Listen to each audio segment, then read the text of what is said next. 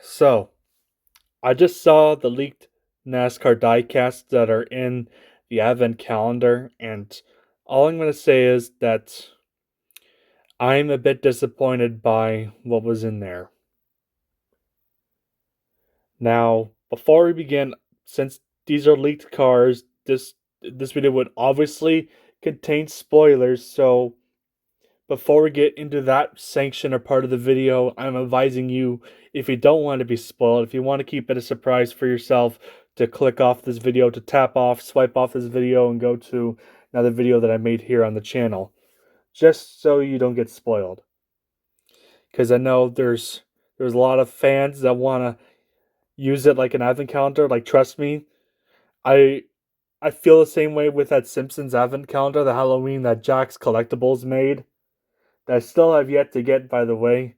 It just I've had a hard time trying to find it or get it because I live in a different country, but that besides the point. I'm just giving you a heads up, and sorry if my voice sounds a little bit irritated. Just before I was going to film this video, you can't see it, but one of the diecasts that I got just recently, like it was one of the NASCAR Fenix Winter Circle car, like it was sitting on top of the tablet. Like I'll just put this one right here. You can hear it. They're both with this car here, the Austin Hills um, Daytona win from last year, and Denny Hamlin's Clash win from last year, and I was rocking a little bit back and forth because, because I have autism, I do that. I tend to do that, but then it slipped down. I caught it, but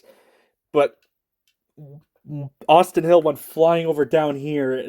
Thankfully, it landed like it didn't land on anything like hard or sharp or anything.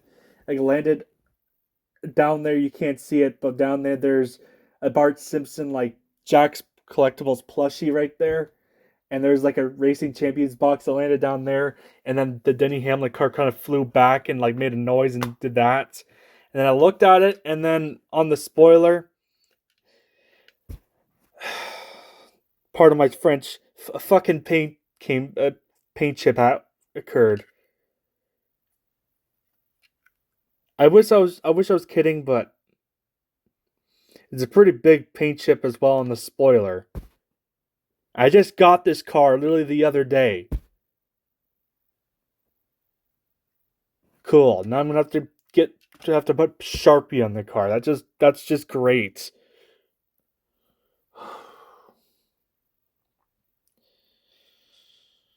Like Lionel, I'm I'm mad at how that happened. That shouldn't have happened. That's bullshit that happened. And two, Lionel should make their cars more like sturdy, more chip proof, if you know what I mean. Like, cause it didn't go flying like this Austin Hill car did, and I'm looking at it, and there doesn't seem to be any paint chips on it whatsoever. So, how the fuck does that logic make any sense? I don't know. I'm just a bit pissed off, a little peeved. I Loki kind of want to cry right now because car got fucking damaged. I'm just glad I got the picture of the car when I did yesterday. Otherwise, I'd be really, really upset. So I'm gonna have to leave it out. Have someone sharpie it because I don't want to risk fucking up the car. So, yeah, sorry that I went into that little rant there before we get into this video. I just maybe you could say that could stall people and get them to click off the video before they get to this part of the video where we'll be checking out the cars. If you're wondering the background of what I'm using, it's 8 die casts from this year that I own for the Cup Series thus far. And there's a stop motion like sign up thing where you can go and sign up on the community tab. I recommend going to it. But anyways, excuse me, as I was saying, this video contains spoilers. Sorry about the rant. I might even like put the thumbnail. I'm not sure what I'm gonna put the thumbnail as, but yeah. I'm just understand that.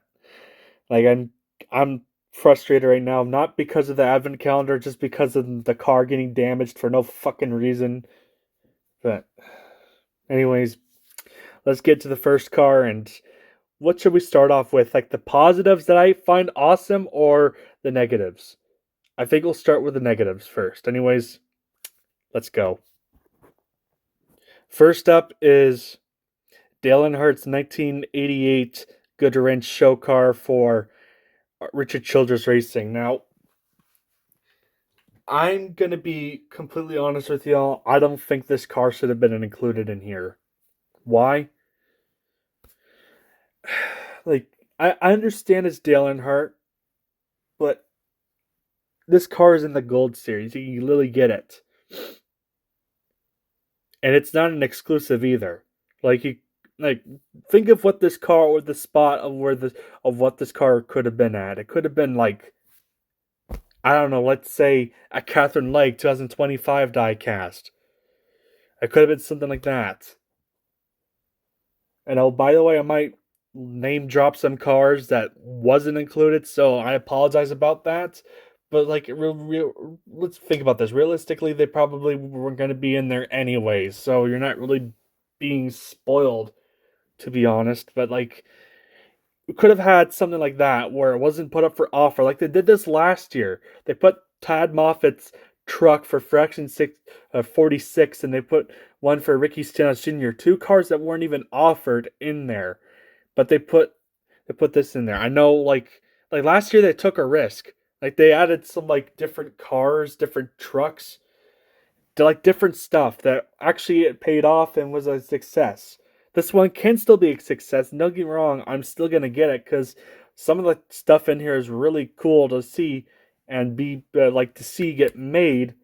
I just, I'm sorry. I just think this should have been left out. Like it's not like an act. It's a race car, but it wasn't ran anywhere. Plus, I just think they should leave the NASCAR classics out of the advent calendar or out of NASCAR Fenix.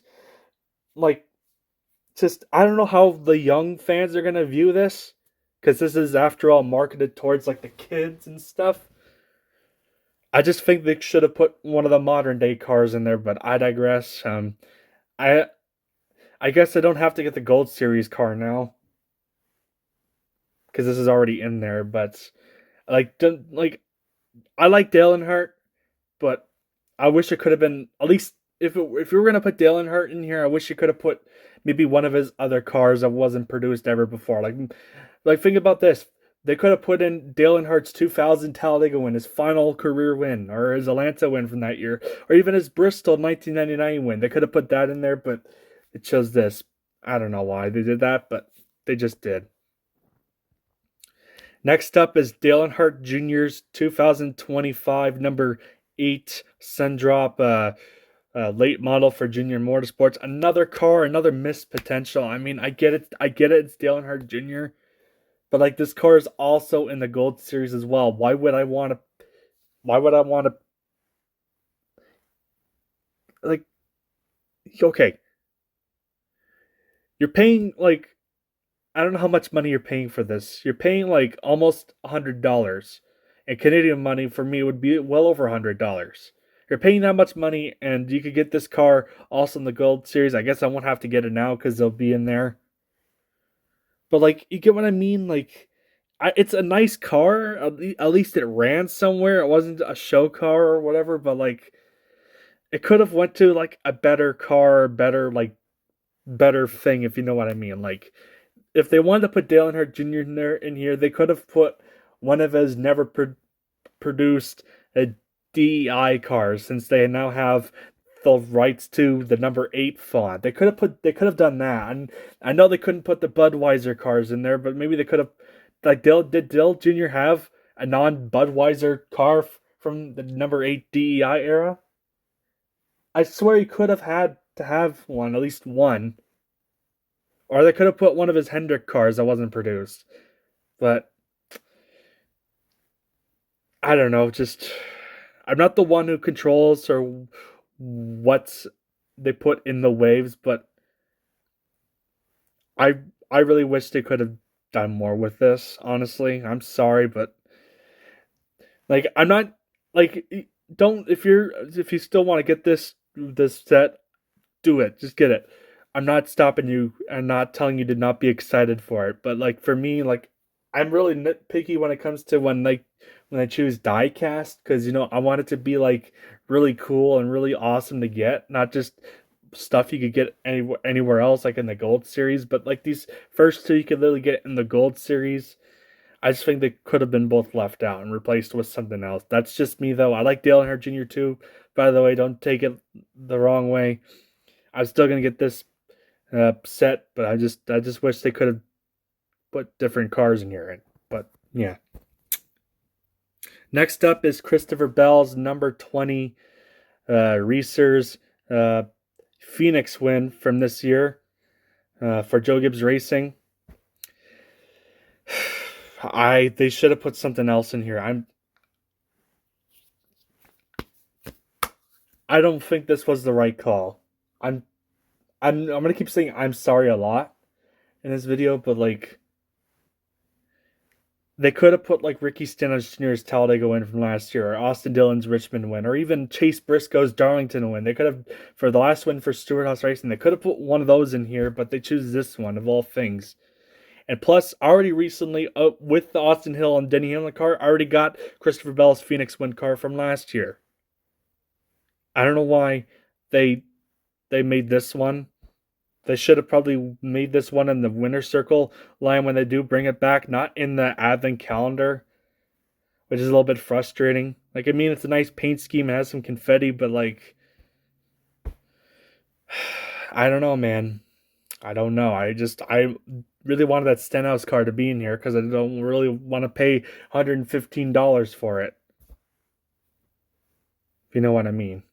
But it's still a nice car. Just wish it could have been something else, another raced version. Next up is Chase Elliott's number 9 UniFirst Chevrolet Camaro for Hendrick Motorsports he ran this year. And now this is another car that was made in the Gold Series, but to Lionel's defense, to Lionel's credit, it was already on the box, so they're not disappointed by that. They chose it well ahead of time, and we knew about it well ahead of time, and you can get it in here and in the gold series as well. So I got no really complaints. I could just get this car here as well. I don't have to get the gold series car. It's definitely a much better paint scheme than the UniFirst cars from the years prior, which is a good thing. I actually did see a UniFirst truck in real life, and the paint job was exactly the same as this right here. So that's good to know and great to see that they changed up their paint scheme. Finally, they listened to the fans. They actually changed it up and made it look nicer. So I'm looking forward to getting this car. On to the next car. Here is Justin Allgaier's number 7 Brandt Chevrolet Camaro for Junior Motorsports. I'm actually surprised this one isn't exclusive because Justin Allgaier literally just won the championship last year. I'm literally holding on to his championship winning car from last year as well, the raced version, and yet this car wasn't made at all in the Gold Series. So I can understand why they put that in there. I mean, respect, I guess, to Lionel for that. But like at the same time, like they could have put J.J. Yaley's car from last year. Now I know that J.J. Yaley is getting a diecast made this year, thankfully. His Syracuse University New York diecast will be made on 1/64 scale, thankfully. But like that J.J. Yaley car from last year, it had a hauler get released. I was fully expecting it to be released either in here or one of those NASCAR Phoenix waves, and guess what? They didn't put it in there, which is a really big shame and bummer. Same with the Timmy Hill car. I wish they could have put that one in here as well, but they didn't. But like, yeah, it's still a nice car. Don't get me wrong. It's Justin Allgaier's nice car, but like, honestly, I like the paint scheme from last year better than this. I mean, it's nice, but like, I'd say it's a downgrade, but still, it's just an Allgaier diecast. I'm happy to know that more got made, but yeah, it's an okay looking car. It's fine, but I just wish it could have been something else. Next up is Chris Buescher's Thomas Bagels slash Kroger RFK Ford Mustang. Now this is one of the absolute obscure exclusives in here. I don't think it was even offered to begin with. But like, why this one in particular? Brad Keselowski and Ryan Preece, even Chris Buescher ran some other Kroger cars. I don't know why it has to be this exact one, to be quite honest. And plus, as an American ethanol ring right back there, I could be wrong. I could be tripping on that, but like, if it has the green American ethanol ring, it's inaccurate in a way. But like, I mean, it's a nice looking car, but like, I bring that point up again. It could have been something else. Like, don't get me wrong, I like the blue, I like the orange, I like how they incorporate the food or the product with the paint scheme and have the Kroger logo, the huge Kroger cart on the hood of the vehicle, the automobile. But like at the same time, I wish they put something else in here. That's just me though. But don't worry, guys. These last few cars are absolute and trucks are absolutely awesome. Like, these are no bueno, you must get. All right, let's go. Next up is Ben Rhodes 2025 number 99 campers in RV Ford F-150 for 4Sport Racing. Yeah, we actually got a 4Sport diecast this year, finally. I mean, this is a nice truck. Like, definitely this is worth getting. Like, worth being excited to get. Because this is like a non-raced version. Because then remember a couple years ago they made one of this exact truck. I just noticed that. And by the way, these are my photos. These you could see on the bottom right corner. They came with a diecast buffets video from like someone on Instagram. But like, this is a nice truck. I'm gonna get it with the thing, but since Matt Crafton's retiring, man, you know how nice it would have been to put like a Matt Crafton truck in here to celebrate his 25 plus years in the truck series, 25 years. I just think that would have been more fitting than Ben Rhodes, but like I digress. It's still a nice truck, definitely worth getting. This diecast here, I didn't even know was up for pre-order, let alone got DMP'd many months ago. It's Ross Chastain's 2025 Choice Privileges Chevrolet Camaro for Trackhouse Racing. It's a nice looking car.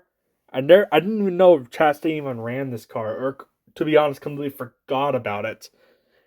Because these are not one of the top. These are not one of the paint schemes that blow me in the face. Like when I think of his cars, I think of like the Busch Beer car, the Wendy's car, maybe even the jockey car. I could be mistaken on that, but like you know what I mean. Or was Wendy's Shane Van Gisbergen and not Ross Chastain? I don't know, but like this is a nice car. No complaints. I know they're gonna put like one of the normal, like one of the mid pack, not mid pack, but like top 10 / top 15 drivers here. I've got no complaints with this choice, no pun intended, because that's what's on the hood of the car. But like, yeah, nice looking car. Hope to get it very soon. Take a look at this one, folks. This is Harrison Burton's number 25 Dead on Tools Ford Mustang for AM Racing. Yeah, we got an AM Racing diecast, another one. This one was also, just like with the Ben Rhodes and Chase Elliott car, was announced months ago on the packaging. But you know what? This isn't like any worse. This is really cool, and I really want it. It's a nice paint scheme. It honestly gives me like, I don't know why, it gives me like stone, navy, or pajama bottom vibes. I don't know why I'm thinking of that, but like, look at the detail that's on this car. I mean, the image is blurry, but like, it looks nice. Hope to get it very soon once December comes. Next up is William Sawalage's number 18 Sound Gear Toyota Supra for Joe Gibbs Racing. Now, this one, I'm not sure if it's an exclusive or getting made, because someone said a DMP, but another person said that it was getting made in the Gold Series. But nonetheless, I like the camouflage on this car with the orange. It makes it look nice. And I'm just happy that we're like getting another Supra nonetheless, because we rarely get Toyota Supra diecasts. But you know what? I'm happy with this one. This one looks cool. Got no complaints on my behalf, and plus it's and what could be an up and coming superstar. This could, yeah, you know what I mean. But like, this is a nice car. I'm looking forward to getting it. The second to last car on here is Todd Gilliland's number 34. Loves Ford Mustang for front row motorsports, and boy oh boy does this car look nice. I am so glad that we're gonna get a finally a Todd Gilliland 164 diecast I can be able to get. Because I'm not kidding you, the last time I got a Todd Gilliland diecast was like 3 years ago. That's because they kept like DMPing all of his paint schemes, or they put a NASCAR Fenix that I just can't get in Canada. So I'm referring to like his Long John Silver's car. So finally, we're gonna get a Todd Gilliland that I'm gonna be able to get once the thing comes to the website I buy the diecast from, or get the diecast from. So this is a nice paint scheme. It's basically just like Michael McDowell's 2024 car, but like it has the contingencies under the Cup Series logo in front of the 34 number. I'm just excited to get this car. This one looks nice. But this last one, man, it's about time this driver finally got a 164 diecast made. It's about time from this team and this driver. Corey Himes, number 11, safe satellite Toyota Tundra for Tricon Garage. Finally, we got a Corey Himes diecast. How many of this guy's stuff shit's been canceled? I can only think of like one diecast that was made like 3 years ago that was made in the 164 scale. 2 years ago when he was driving for Kyle Busch Motorsports that got made. He's only had like a handful or 2 or 3 124s get made, but finally, we're gonna get a 164 from this guy in the NASCAR Fenix or like the Advent calendar, which is really cool to see. Happy to know that. So yeah, that's all I gotta say. Pretty much. I'm sorry that maybe I kind of sped run this video a bit longer, but like what I told you earlier about the Denny Hamlin car, like how it got dented, like or a paint chip, like that really just bothers me. Honestly, I'm not even joking. It just really doesn't sit well with me, and I'm gonna have to put a Sharpie on it or Sharpie the area that it was like dented, because I don't know if I can live with that. Like to be quite honest, I don't know if I could.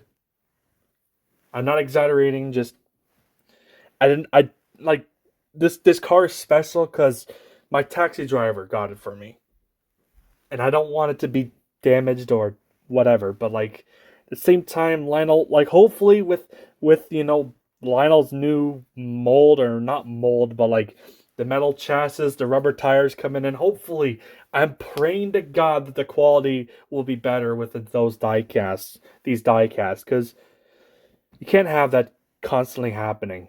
Because this has been an issue for how many years, where a diecast gets paint chipped, or like you make slight contact with something and boom, it just comes off. I don't know why it's like that.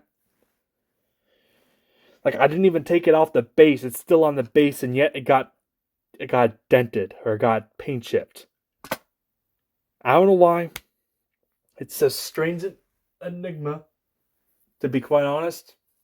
It is what it is. But like, I'm gonna have to leave that one out for like someone to Sharpie it, because I'm sorry. I don't want to have my diecast be like that, or have a paint chip. Like, this is such a nice car too. It's a Sports Clips car. I like the picture. I'm gonna share it to you in another video, or in one of my community posts. Like, this car looks so nice. It's so frustrating.